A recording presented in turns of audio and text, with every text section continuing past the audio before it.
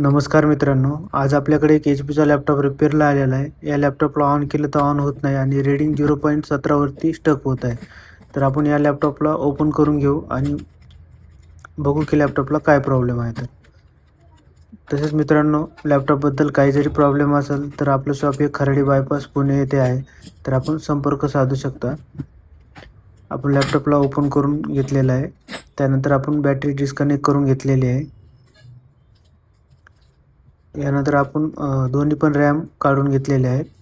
त्यानंतर एक रॅम टाकून आपण लॅपटॉप चेक करून बघूया की लॅपटॉप ऑन होतो का. तर मित्रांनो, DC मशीनला आपण बघू शकतो तर लॅपटॉप हा ऑन झालेला आहे. रीडिंग व्यवस्थित घेत आहे लॅपटॉप. तर आपण डिस्प्ले एकदा चेक करूयात. डिस्प्ले पण येत आहे. तर मित्रांनो, आपला लॅपटॉप ओके आहे. एक रॅममध्ये प्रॉब्लेम आहे.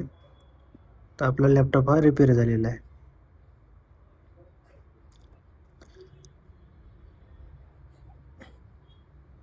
लॅपटॉपला शटडाऊन करून घेऊ आणि फिटिंग करून घेऊयात. थँक्यू.